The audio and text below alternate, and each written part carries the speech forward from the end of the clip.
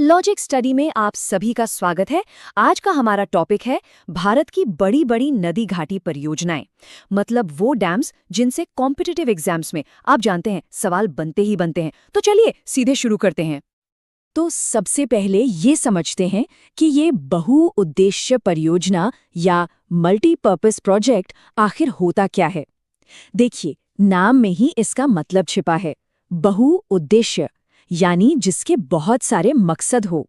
सीधी सी बात है, जब किसी नदी पर एक बड़ा डैम बनाया जाता है तो उसका काम सिर्फ एक नहीं होता। उससे सिंचाई के लिए पानी मिलता है, बिजली बनती है, बाढ़ को कंट्रोल किया जाता है और पीने का पानी भी सप्लाई होता है। मतलब एक प्रोजेक्ट और फायदे अनेक। तो चलिए अपनी यात्रा शुरू करते हैं भारत के उत्तरी हिस्से से। हम चलेंगे हिमालय की तरफ, जहां देश के कुछ सबसे अहम प्रोजेक्ट्स बने हुए हैं। सबसे पहले हम देखेंगे जम्मू कश्मीर, हिमाचल प्रदेश और उत्तराखंड में कौन-कौन से बड़े डैम्स हैं। जम्मू कश्मीर की बात करें तो यहाँ चिनाब नदी, ये नदी याद रखिएगा, इस पर 3 बड़े प्रोजेक्ट्स हैं, बगलिहार, दुलहस्ती और सलाल। ये तीनों ही स्ट्रेटेजिक पॉइंट ऑफ व्यू से और एनर्जी के लिए बहुत इंपॉर्टेंट हैं। फिर वही पास में पंजाब और जम्मू कश्मीर के बॉर्डर पर रावी नदी पर बना है थीन डैम।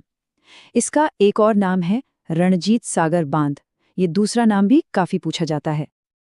अब आते हैं हिमाचल प्रदेश पर, और यहाँ का सबसे बड़ा नाम है भाखड़ा नांगल प्रोजेक्ट।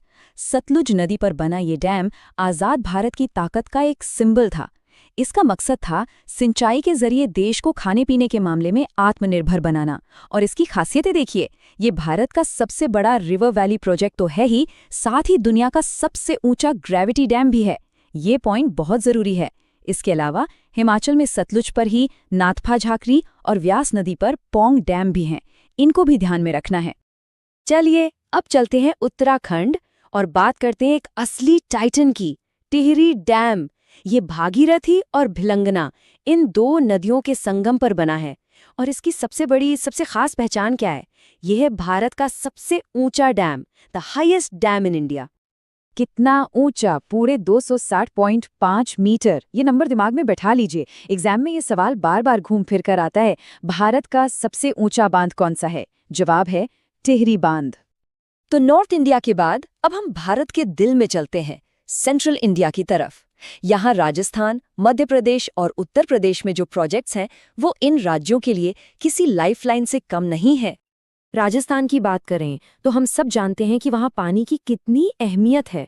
तो चंबल नदी पर बने ये 2 डैम्स, राणा प्रताप सागर और जवाहर सागर, इस राज्य के लिए बहुत क्रूशियल हैं। इनके अलावा एक और नाम है मेजा डैम, जो कोठारी नदी पर है। ये भी इरिगेशन और वाटर सप्लाई के लिए काफ़ी ज़रूरी है। अब आते हैं मध्य प्रदेश पर। चंबल नदी पर ही यहाँ भी एक डैम है, गांधी सागर डैम। ये उसी चंबल वाली प्रोजेक्ट का हिस्सा है। और फिर आती है नर्मदा नदी। इस पर बने इंदिरा सागर और बरगी डैम्स, जो इस पूरे इलाके को बिजली और सिंचाई का पानी देते हैं। उत्तर प्रदेश में देखें तो बेतवा नदी पर है रानी लक्ष्मीबाई डैम। अच्छा, इसका एक और नाम है राजघाट डैम। और दूसरा है रिहंद डैम, जो रिहंद नदी पर है। इसे गोविंद वल्लभ पंत सागर के नाम से भी जाना जाता है। देखिए, ये जो दूसरे नाम है ना, इनको जरूर याद रखिएगा, एग्जाम में कई बार असली नाम की जगह यही पूछ लेते हैं। तो सेंट्रल इंडिया के बाद अब बारी है पूर्वी और पश्चिमी भारत की, जहां देश के कुछ सबसे बड़े और फेमस डैम्स हैं। उम्मीद है लॉजिक स्टडी का ये सिंपल तरीका आपको पसंद आ रहा होगा, जिससे ये सारे नाम और जगहें आसानी से याद हो जाएं। झारखंड की तरफ चलें तो यहाँ दामोदर वैली कॉरपोरेशन यानी डीवीसी के तहत बने डैम्स का एक पूरा का पूरा नेटवर्क है। इनमें से बराकर नदी पर तिलैया और मैथन डैम और दामोदर नदी पर पंचेत डैम, ये काफी फेमस हैं। और थोड़ा और पूर्व की तरफ जाएं तो पश्चिम बंगाल में गंगा नदी पर है फरक्का बैराज, जो कोलकाता पोर्ट के लिए बहुत ही ज्यादा जरूरी है। और अब एक और रिकॉर्ड होल्डर, ओडिशा में महानदी पर बना हीराकुंड डैम। इसकी एक ऐसी खासियत है जो इसे सबसे अलग बनाती है, और वो क्या है? ये है भारत का सबसे लंबा dam, the longest dam in India. कितना लंबा? इसकी लंबाई है 25.8 किलोमीटर। सोचकर देखिए, लगभग 26 किलोमीटर लंबा एक डैम। ये तो एक शहर के एक कोने से दूसरे कोने तक जाने जैसा है। वाकई हैरान करने वाली बात है। और यही फैक्ट हीराकुंड को एग्जाम का फेवरेट क्वेश्चन बना देता है। अब चलते हैं गुजरात। यहाँ नर्मदा नदी पर बना सरदार सरोवर डैम देश के सबसे बड़े और सबसे चर्चित प्रोजेक्ट्स में से एक है, ये तो हम सब जानते हैं। इसके अलावा ताप्ती नदी पर उकाई और काकारापार प्रोजेक्ट्स भी हैं जो गुजरात के डेवलपमेंट के लिए बहुत इंपॉर्टेंट है। महाराष्ट्र की बात करें तो यहाँ की 2 लाइफलाइंस को देखते हैं। एक है कोयना डैम जो कोयना नदी पर है और बिजली बनाने के लिए मशहूर है, और दूसरा है जायकवाड़ी डैम गोदावरी नदी पर जो मराठवाड़ा रीजन की सिंचाई की ज़रूरतों को पूरा करता है। तो अब हम अपनी इस जर्नी के आखिरी हिस्से में पहुंच गए हैं, दक्षिण भारत। यहाँ हम देखेंगे प्रायद्वीपीय भारत की बड़ी बड़ी नदियों पर बने शानदार प्रोजेक्ट्स को। सबसे पहले बात करते हैं कृष्णा नदी की। इस पर आपको 3 बड़े नाम याद रखते हैं। कर्नाटक में है अलमाटी डैम, फिर तेलंगाना और आंध्र प्रदेश के बॉर्डर पर है नागार्जुन सागर डैम, और फिर आंध्र प्रदेश में ही है श्रीशैलम डैम। देखिए, इनकी लोकेशन पर बहुत सवाल बनते हैं, तो कौन सा डैम किस स्टेट में है ये बिल्कुल क्लियर होना चाहिए। अब आते हैं कावेरी नदी पर। यहाँ भी 3 बहुत इंपॉर्टेंट प्रोजेक्ट्स हैं। कर्नाटक में है शिव समुद्रम और कृष्णराजा सागर डैम, और तमिलनाडु में है मेत्तूर डैम। ये डैम्स सिर्फ बिजली या सिंचाई के लिए ही नहीं, बल्कि कर्नाटक और तमिलनाडु के बीच पानी के बंटवारे को लेकर भी अक्सर न्यूज़ में रहते हैं। अब एक बहुत ही यूनिक डैम की बात करते हैं। केरल में पेरियार नदी पर बना इडुक्की डैम।